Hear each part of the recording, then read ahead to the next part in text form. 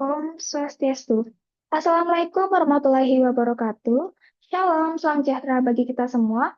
Salam harmoni. Selamat siang, Prof. Selamat siang, Miss. Perkenalkan, nama saya Nika Diva Esa Fitri dengan akhiran NIM 020 dari kelas 2E Pendidikan Matematika.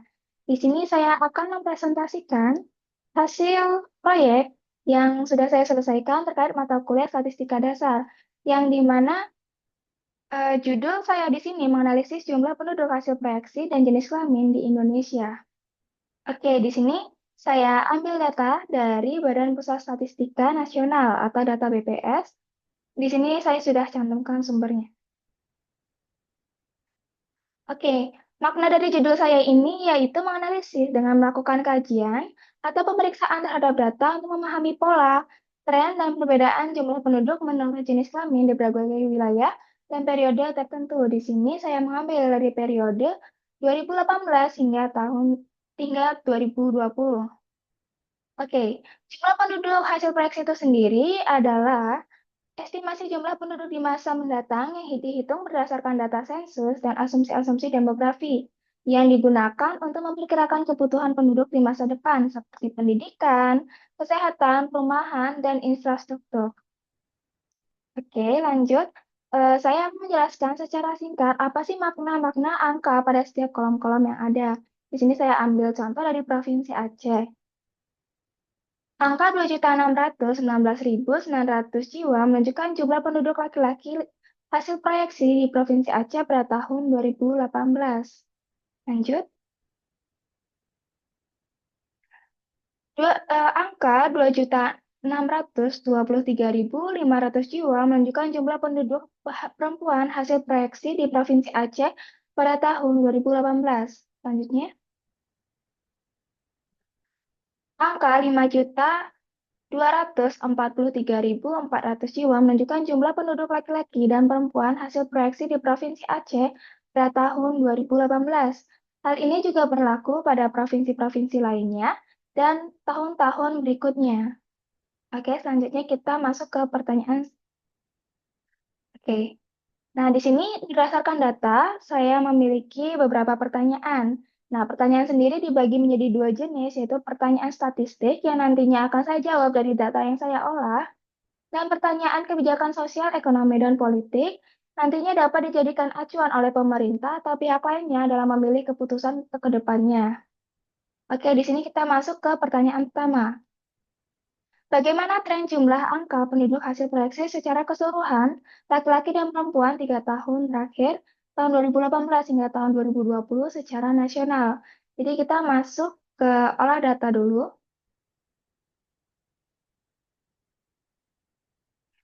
Oke, di sini ada data mentah yang tadi. Di sini kita jumlahkan tahun 2018 yang untuk jenis kelamin laki-laki, kita jumlahkan dengan yang jenis kelamin perempuan. Begitupun dengan tahun-tahun berikutnya. Nah, jadi kita masuk ke penyajian diagram. Oke, di sini sudah ada olahan data yang tadi saya jelaskan, kemudian saya buatkan diagramnya. Oke. Berdasarkan diagram tren jumlah penduduk hasil proyeksi 3 tahun terakhir 2018 hingga 2020 yang disajikan pada diagram 1.1 dapat diketahui bahwa pada tahun 2020 terjadi peningkatan jumlah penduduk sebesar 2.692.300 jiwa dibandingkan tahun sebelumnya yaitu tahun 2019. Dengan demikian, selama 3 tahun terakhir 2018 hingga 2020, jumlah penduduk hasil proyeksi secara nasional mengalami fluktuasi yang relatif kecil. Pada diagram 1 juga menunjukkan rincian jumlah penduduk per provinsi seperti Provinsi Jawa Barat, Jawa Tengah, dan Jawa Timur, dan provinsi lainnya. Nah, khususnya pada Provinsi Jawa Barat, mencatat angka peningkatan jumlah penduduk yang lebih tinggi dibandingkan dengan provinsi lainnya. Hal ini menunjukkan bahwa tren jumlah penduduk hasil proyeksi di setiap provinsi mengalami kenaikan yang bervariasi antar provinsi. Oke, kita masuk ke pertanyaan kedua. Bagaimana perbandingan jumlah penduduk hasil proyeksi antara laki-laki dan perempuan pada tahun 2018 hingga tahun 2020? Oke, kita masuk ke olah data. Oke, dari data mentah ini kita olah dan menjadi diagram, menjadi eh, tabel seperti ini. Jadi kita jumlahkan masing-masing tahun berdasarkan jenis kelamin. Kita dapatkan tabel seperti ini. Kemudian kita buatkan diagramnya. Berdasarkan diagram perbandingan jumlah penduduk hasil proyeksi 3 tahun terakhir berdasarkan jenis kelamin yang disajikan pada diagram 2, dapat dilihat bahwa pada tahun 2018, jumlah penduduk laki-laki relatif lebih tinggi dibandingkan dengan perempuan. Jika dilihat dari sisi persentase, distribusi antara laki-laki dan perempuan hampir seimbang dengan masing-masing mencakup 50% dari total populasi. Nah, pada tahun 2019, jumlah penduduk laki-laki masih lebih tinggi dibandingkan dengan perempuan. Dalam hal persentase, laki-laki mencatat 50,2%, sementara perempuan 48,8%. Hal ini menunjukkan adanya kesenjangan kecil antara keduanya, yakni sekitar 0,4%, di mana jumlah laki-laki sedikit lebih banyak. Demikian pula pada tahun 2020. Populasi laki-laki masih lebih tinggi dibandingkan dengan perempuan. Dengan demikian dapat disimpulkan bahwa selama 3 tahun terakhir 2018 hingga 2020, jumlah penduduk laki-laki di Indonesia sedikit lebih banyak dibandingkan dengan perempuan meskipun demikian perbedaan tersebut sangat kecil, hanya sekitar 0,4% pada tahun 2019 dan tahun 2020. Pada diagram yang sama juga, dapat dilihat bahwa jumlah penduduk laki-laki dan perempuan mengalami kenaikan setiap tahunnya. Secara keseluruhan, jumlah penduduk laki-laki dan perempuan di Indonesia cenderung seimbang, dengan sedikit dominasi pada jumlah penduduk laki-laki. Oke, selanjutnya kita masuk ke pertanyaan ketiga. Provinsi manakah yang memiliki rata-rata jumlah penduduk hasil proyeksi tertinggi dan terendah antara tahun 2018 hingga 2020? Oke, kita masuk ke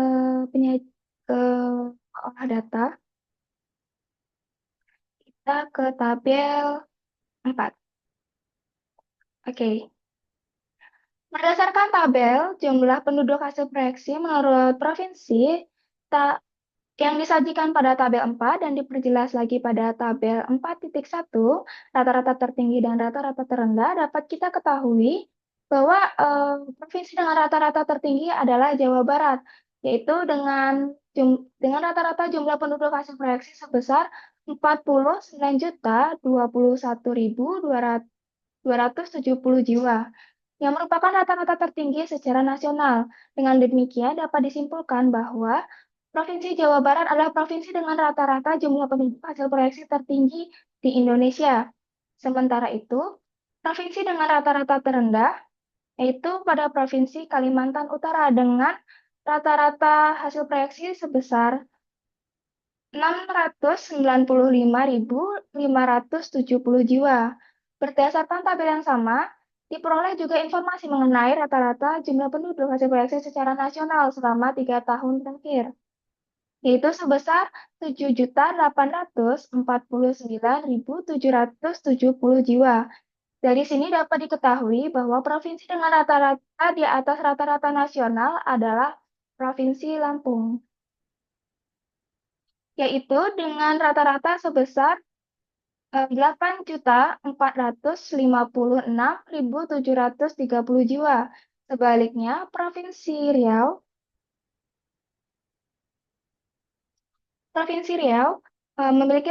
memiliki rata-rata di bawah rata-rata nasional, yaitu sebesar 6.834.630 jiwa.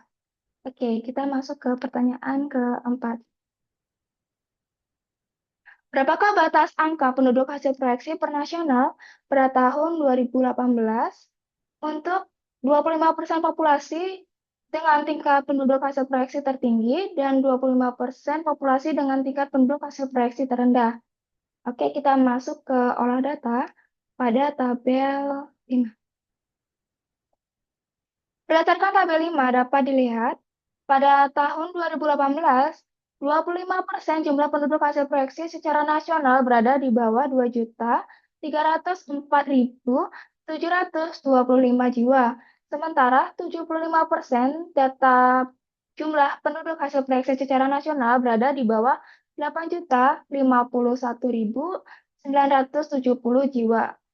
Maaf, 975 jiwa.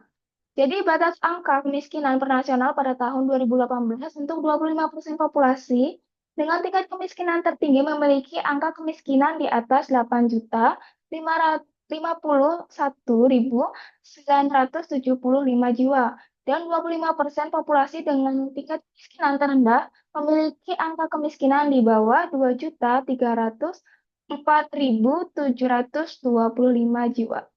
Oke, selanjutnya kita masuk ke pertanyaan kelima. Berapakah persentase jumlah penduduk hasil proyeksi di Provinsi Jawa Barat pada periode 2018 hingga 2020 yang berada pada rentang 2 dan 3 standar deviasi dari rata-rata? Oke, kita masuk ke olah data pada tabel 6.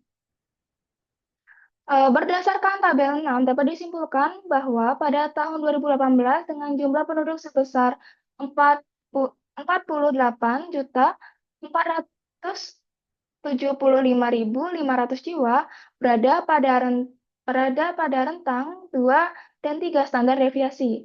Pada tahun 2019,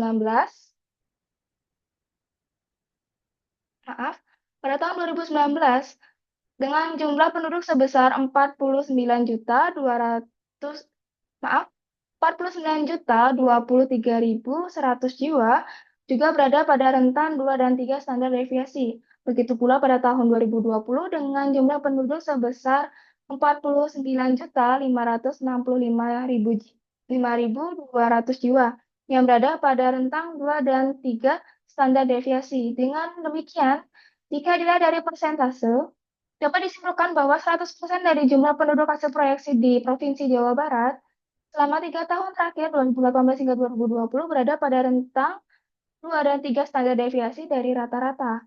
Oke, selanjutnya kita ke pertanyaan kebijakan sosial, ekonomi, dan politik. Provinsi manakah yang mengalami peningkatan jumlah penduduk terbesar antara tahun 2018 hingga tahun 2020 yang memerlukan perhatian khusus dalam penyediaan layanan kesehatan dan pendidikan dasar? Oke, kita masuk ke olah data ke tabel 7. Berdasarkan tabel 7 dan diperjelas lagi pada tabel 7.1, dapat disimpulkan bahwa provinsi dengan persentase peningkatan jumlah penduduk tertinggi selama 3 tahun terakhir adalah Provinsi Kepulauan Riau. Dengan persentase peningkatan sebesar 619%, hal ini menunjukkan adanya lonjakan jumlah penduduk yang sangat signifikan dalam periode tersebut. Dengan demikian, Provinsi Kepulauan Riau memerlukan perhatian khusus dalam penyediaan layanan kesehatan dan pendidikan dasar. Peningkatan jumlah penduduk yang besar ini dapat memberikan tekanan lebih besar pada fasilitas kesehatan dan infrastruktur pendidikan yang sudah ada.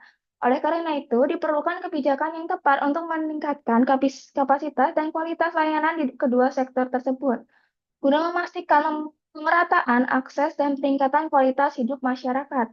Selain itu, perlu juga dilakukan penambahan fasilitas dan tenaga kerja profesional di sektor-sektor tersebut untuk mengantisipasi lonjakan jumlah penduduk yang terus berkembang.